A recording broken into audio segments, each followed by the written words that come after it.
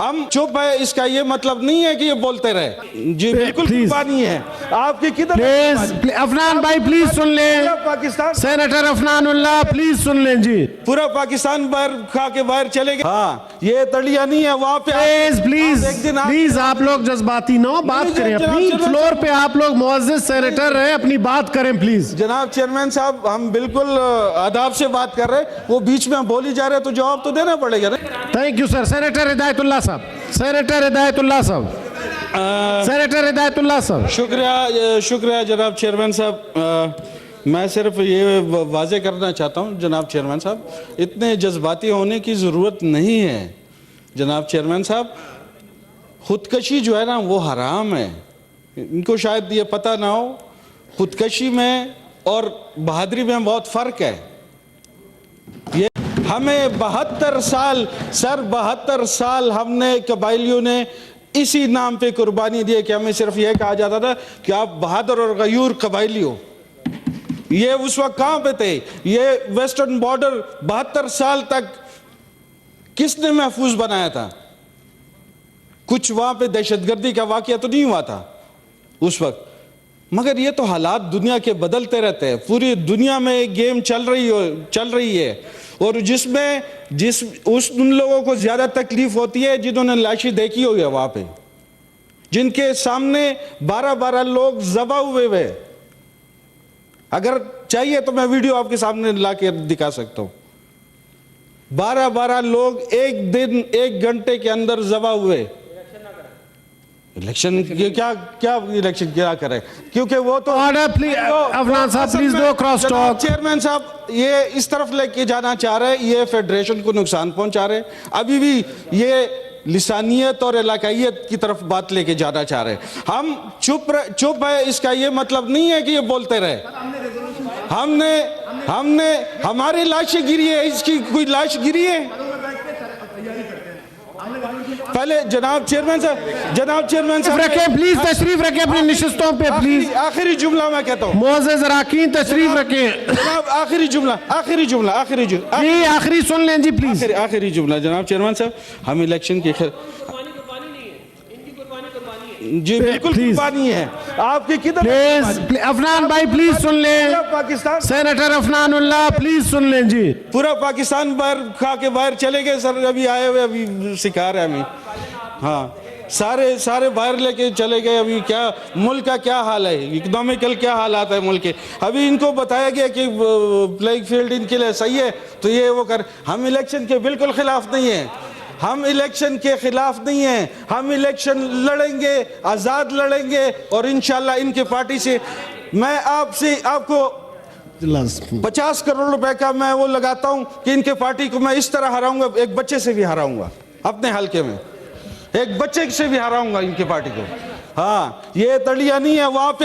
Please आप लोग जज्बाती ना हो, बात करें अपनी फ्लोर पे। आप लोग मुअज़्ज़िज़ सेनेटर हैं, अपनी बात करें प्लीज। जनाब चेयरमैन साहब हम बिल्कुल आदाब से बात कर रहे हैं, वो बीच में बोली जा रहे हैं तो जवाब तो देना पड़ेगा ना जनाब, जवाब तो देना। मैं कोई बात मैंने नहीं की। आपने तो जेब में हाथ डाला था, हमने तो बोला ही नहीं है कभी। नहीं मैंने नहीं कहा मैंने बात नहीं की। मैं ऐसे बात नहीं करता, आपकी तरह मैं नहीं करता। जनाब चेयरमैन साहब हम चाहते हैं कि इलेक्शन हो मगर किसी का खून ना बहे। जिनका ज्यादा खून गिरा है वो ज्यादा ही चीखेंगे। हम चाहते हैं कि ये इनको तो मतलब एक किस्म का प्लेइंग फील्ड मिल चुका है तो ये कोशिश करें। ये 17-18 महीने हुकूमत की, कुछ तो कर लेते ना, अभी कुछ करे, थोड़ी सी सिक्योरिटी हमें दे, इलेक्शन करे, कल करे हमारे साथ। ज्यादा देर नहीं चाहिए हमें इनसे इलेक्शन लड़ने की। मतलब तो सर ये क्यों ये हकीकत नहीं मानना चाह रहे? रेजोल्यूशन पास हो गया तो मेरे ख्याल से क्यों नहीं मानना? थैंक यू जी आप लोग जी सेनेटर थैंक यू। तशरीफ रखिए हिदायतुल्लाह खान साहब। ऑनरेबल सेनेटर प्रिंस उमर साहब, प्रिंस उमर बहुत अरसे बाद बात करते हैं जी बैठे, तशरीफ रखें सेक्रेटरी जनरल साहब। और खान साहब का शुक्रिया। अहम खबर आपको देते हैं, सुप्रीम कोर्ट ने ताहयात नाहली केस का फैसला महफूज कर लिया है। अहम खबर है, आपको अपडेट करेंगे। आर्टिकल 62(1)(f) की तशरीह का ये केस है। सुप्रीम कोर्ट ने इस हवाले से फैसला महफूज कर लिया है। आपको ये बता देंगे सुप्रीम कोर्ट ने ताहयात नाअहली केस की बराह रास्त समाअत की और अब इसका फैसला महफूज कर लिया गया है। चीफ जस्टिस पाकिस्तान काजी फाइज ईसा के रिमार्क्स भी सामने आए। कहते हैं कि फैसला किया है कि इंतखाबात से मुतालिक इनफरादी केस हम नहीं सुनेंगे। आइन के आर्टिकल 62(1)(f) की तशरीह के केस की समाअत चीफ जस्टिस काजी फाइज ईसा की सरबराही में सुप्रीम कोर्ट का 7 रुकनी बेंच कर रहा है। लार्जर बेंच में Justice Mansoor Ali Shah, Justice Yahya Afridi, Justice Aminuddin Khan, Justice Jamal Khan Mandokhail, Justice Mohammad Ali Mazhar और जस्टिस मुसरत हिलाली भी शामिल हैं। आर्टिकल 62(1)(f) की तशरीह का यह केस है। सुप्रीम कोर्ट ने इस हवाले से फैसला महफूज कर लिया। सुप्रीम कोर्ट ने ताहयात नाअहली केस का फैसला महफूज कर लिया है और किसी भी वक्त सुनाया जा सकता है। आपको बता दें कि आज केस की समाअत शुरू होने पर चीफ जस्टिस पाकिस्तान ने रिमार्क्स दिए कि हमने फैसला किया है कि इंतखाबात से मुतालिक इनफरादी केस हम नहीं सुनेंगे, हम आईनी तशरीह से मुतालिक केस को सुनेंगे। इंतखाबात से मुतालिक इनफरादी केस अगले हफ्ते किसी और बेंच में लगा देंगे। चीफ जस्टिस काजी फाइज ईसा का कहना था हमने नाअहली केस में पब्लिक नोटिस जारी किया लेकिन कोई एक सियासी जमात फरीक नहीं बनी। पाकिस्तान के अवाम का किसी को ख्याल नहीं है, मुल्क को तबाह कर दें कुछ नहीं होता।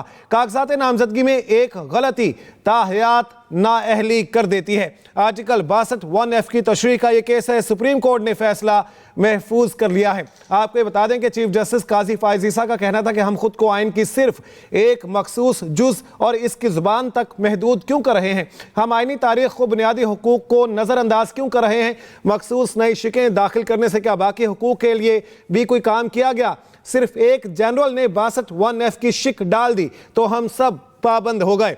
आर्टिकल 62(1)(f) की तशरीह का यह केस है। सुप्रीम कोर्ट ने इस हवाले से फैसला महफूज कर लिया है जो कि किसी भी वक्त सुनाया जा सकता है। आर्टिकल 62(1)(f) की तशरीह का केस फैसला महफूज कर लिया गया है। अहम खबर है, आपको अपडेट करेंगे इस बारे में। सुप्रीम कोर्ट ने ताहयात नाअहली केस का फैसला महफूज कर लिया। शॉर्ट ऑर्डर आज नहीं सुनाएंगे, चीफ जस्टिस की जानिब से कहा गया।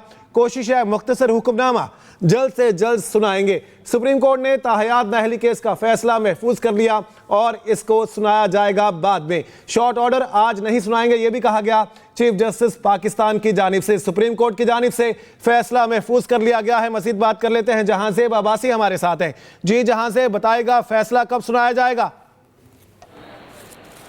अतर सुप्रीम कोर्ट ने समाअत मुकम्मल कर ली है। बुनियादी सवाल सुप्रीम कोर्ट के सामने ये था कि आर्टिकल 184 की आर्टिकल 62(1)(f) के हवाले से जो नाअहली की मयाद है वो ताहयात है या 5 साल है, क्योंकि अदालती फैसला समीउल्लाह बलोच के जिसमें मियां मोहम्मद नवाज शरीफ को नाअहल ताहयात किया गया था और फिर पार्लियामेंट ने कानून साजी की जिसमें यह करार दिया कि नाअहली जो है वो 5 साल होगी। तो ये दोनों तजादात की वजह से ये कोर्ट प्रोसीडिंग शुरू हुई। अपील में सुप्रीम कोर्ट ने तमाम दरखास्तों को सुना, फैसला महफूज किया गया है। चीफ जस्टिस ऑफ पाकिस्तान ने यह वाजे किया है कि हम शॉर्ट ऑर्डर आज तो जारी नहीं कर रहे, लेकिन हमारी कोशिश होगी कि हम शॉर्ट ऑर्डर जो है वो जल्द जारी कर दें। ये बहुत अहम केस है और इस केस का जो आम इंतखाबात 8 फरवरी को होने जा रहे हैं उसके ऊपर इसके असरात मुरतब होंगे। नज़र यही आ रहा है कि सुप्रीम कोर्ट ऑफ पाकिस्तान जो इलेक्शन एक्ट 2017 का सेक्शन 232 की ज़ैली शिक 2 है उसको बरकरार रखने जा रही है। इससे जिन सियासतदानों को फ़ायदा हो सकता है उसमें मियां मोहम्मद नवाज शरीफ, जहांगीर तरीन, दीगर भी कुछ पॉलिटिशियंस हैं जिनको इससे फ़ायदा होगा। इस केस की समाअत के दौरान ये सवाल बहरहाल ज़रूर उठा कि कोर्ट ऑफ लॉ क्या है, डिक्लेरेशन कौन देगा, कहां से डिक्लेरेशन 62(1)(f) के तहत दिया जाएगा। ये वो तमाम सवालात हैं। हो सकता है सुप्रीम कोर्ट अपने तफसीली फैसले में इनको एड्रेस करे और फिर जैसे कि इस बेंच में मौजूद कुछ जजेस का ये व्यू था, जैसे जस्टिस मंसूर अली शाह साहब बार बार ये सवाल उठाते रहे कि क्या हम पार्लियामेंट को ये कह सकते हैं, पार्लियामेंट को ये गाइडलाइन दे सकते हैं कि वो इसका तयन करे कि कोर्ट ऑफ लॉ क्या है, डिक्लेरेशन कहाँ से आएगा, उसका प्रोसेस क्या होगा, तरीक़ाकार क्या होगा। आज की इस केस की समाअत के दौरान अटॉर्नी जनरल फॉर पाकिस्तान के जो आर्ग्यूमेंट्स थे वो बड़े दिलचस्प और अहम थे। अटॉर्नी जनरल ने यह कहा कि इसाक खाकवानी केस में सुप्रीम कोर्ट के 7 रुकनी बेंच ये कह चुका है, ये असूल तय कर चुका है कि 62(1)(f) का मामला जो है कि मुद्दत नाअहली की मुद्दत कितनी होगी इसका हम इस वक्त तयन नहीं कर रहे। जबकि मुबशर हसन केस जिसमें सुप्रीम कोर्ट के 17 रुकनी बेंच था, उसने ये होल्ड किया कि आर्टिकल 62(1)(f को अकेला नहीं पढ़ा जा सकता, उसको 63 के तनाजुर में पढ़ा जाएगा।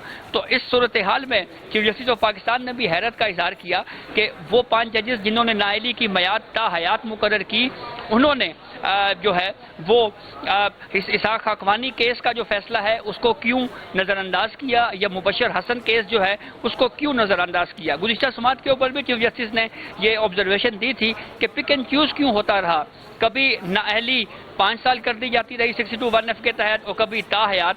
तो ये वो बहरहाल अदालती फैसलों में भी ये तफरीक मौजूद है, कभी 62(1)(f के तहत नाअहली ताहयात कर दी गई, कभी 5 साल कर दी गई 62(1)(f के तहत।